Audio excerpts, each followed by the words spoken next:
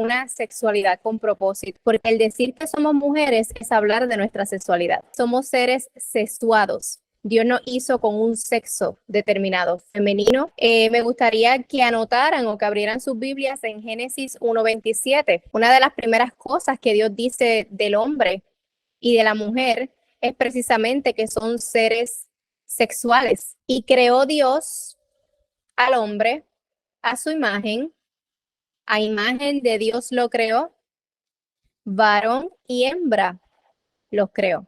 Y ahí vemos cómo Dios crea a la humanidad con género y un género binario, hombre y mujer. Y Dios creó estos dos seres distintos e iguales con un propósito. Por eso es que la clase de hoy se llama sexualidad con propósito. Y ese propósito va más allá de una simple compañía, porque a veces pensamos que Dios nos creó a las mujeres para acompañar al hombre.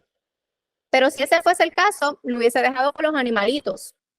Y tampoco la creó para que fuese una simple ayuda. No creó a la mujer como una simple ayuda del hombre. Si ese fuese el caso, ¿verdad? Hubiese creado a dos hombres o a dos mujeres. Dios creó a dos seres de la misma naturaleza, pero completamente diferentes en su sexualidad. Cuando vemos una mujer y cuando vemos un hombre, estamos viendo a dos seres de la misma especie con diferentes sexos. Y desde ahí comienza la sexualidad, desde la creación en Génesis 1:27, desde antes de la creación. Antes que Dios creara al hombre y la mujer, ya Dios lo había pensado y los creó seres sexuales o sexuados. Y cada género, varón y hembra, tiene características completamente específicas y diferentes que ayudan a cumplir ese papel o la función por el cual fueron diseñados. Entonces, Dios diseñó al hombre y diseñó a la mujer diferente e incluso sabemos que no los diseñó a la misma hora, al mismo momento, sino que creó al hombre primero con su distinción, con sus características especiales y luego crea a la mujer para el hombre con diferentes características, con diferentes funciones que se puedan complementar. Desde Génesis 1:27 podemos ver cómo se registra la sexualidad de la humanidad. Y fue Dios mismo quien escogió que yo fuera mujer y que tú fueras mujer. O sea que no es un accidente que yo naciera mujer, no fue que el dos cromosomas, ¿verdad? Como lo entendemos, que sí es así, ¿verdad? Ese es el proceso, pero ya Dios me había pensado a mi mujer y te había pensado a ti mujer. Y a las que tienen esposos, a sus esposos, Dios los pensó a ellos hombres y los creó hombres. Y eso es muy importante porque no somos un accidente. O sea, yo no soy mujer por accidente. Tú no eres mujer por accidente. Y eso debería de darnos a nosotros una perspectiva más profunda de lo que es la sexualidad. Que la sexualidad tiene un propósito más allá de lo que nosotras pensamos. Entonces, ahora mismo podemos decir nosotras que estamos viviendo nuestra sexualidad. Yo, al hablar con ustedes, estoy viviendo mi sexualidad y ustedes, al estar aquí, están viviendo su sexualidad. ¿Por qué? Porque yo soy una mujer y ustedes son mujeres y aunque no estamos en esa mente, ¿verdad? De que las personas piensan en sexualidad y piensan en sexo, en el acto sexual de un hombre y una mujer. No, eso es un aspecto de nuestra sexualidad. Pero nosotras estamos viviendo nuestra sexualidad en todas las áreas de nuestras vidas, incluyendo la maternidad, las que trabajan, cuando van a trabajar. O sea, en cada área de nuestra vida vivimos nuestra sexualidad. ¿Por qué? Porque fuimos creados con un sexo determinado por Dios, hombre y mujer.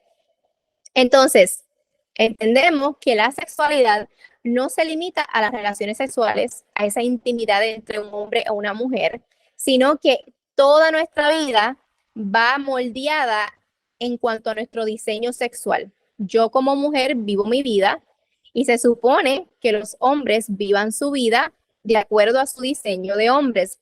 Por eso es que es tan difícil quizás hacer cosas que no nos corresponden a nosotras. No sé si algún día usted ha tomado una tarea que se supone que la haga el hombre y se ha sentido completamente cansada, no puede hacerla correctamente, se siente agotada, siente que se desmaya, a veces hasta se enoja, se siente violentada, como que no es justo que yo esté haciendo esto, o sea, yo no fui diseñada para esto.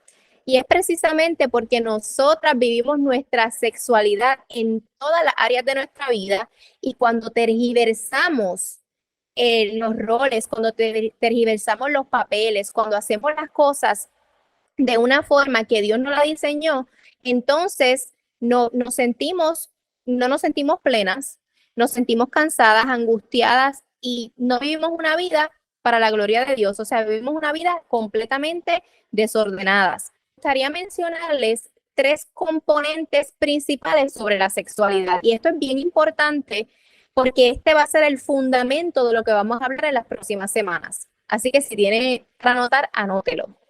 Son 3 componentes principales de la sexualidad. No significa que la sexualidad solamente se encajona en estos 3 componentes, sino que son los 3 componentes principales o más importantes para entender lo que es la sexualidad. El componente número 1 es la anatomía. Y este componente se refiere a las características físicas y a las características biológicas del cuerpo relacionados con la sexualidad, como los órganos sexuales, las hormonas y la estructura reproductiva. Cuando somos madres, cuando estamos embarazadas, nos hacen un sonograma, quieren ver el sexo del bebé. ¿Qué están mirando? Esa parte anatómica, esa parte que tiene que ver con el físico, con ese órgano. Por ejemplo, si es varón, es un pene, si es una niña, es una vulva. Eso nos dice a nosotros, podemos de observarlo, sabemos si es hombre o si es mujer. Ese es uno de los componentes de la sexualidad. El segundo componente es el fisiológico y este incluye todos los procesos, todas las funciones del cuerpo relacionados con la sexualidad, que están relacionados directamente con la sexualidad, como por ejemplo la respuesta sexual, la liberación de las hormonas para tener esa respuesta sexual y otros aspectos biológicos asociados a la actividad sexual. Ese es ese aspecto fisiológico. Si yo, por ejemplo, tengo un problema de hormonas, yo no voy a tener un disfrute en el área sexual, al igual que el hombre. Si hay algún problema en ese aspecto fisiológico, no significa que fui diseñada para tener ese problema. Recuerden que vino la caída. Fuimos creados perfectos, sin ningún tipo de problema físico, ni anatómico, ni fisiológico, ni psicológico. Éramos perfectos, pero llegó la caída.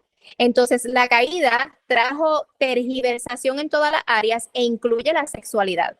O sea, que significa que van a haber personas que desde nacimiento quizás tengan problemas en sus partes íntimas. Sabemos que esos son excepciones, pero existen. Y también en esa parte fisiológica de que no responden al estímulo sexual.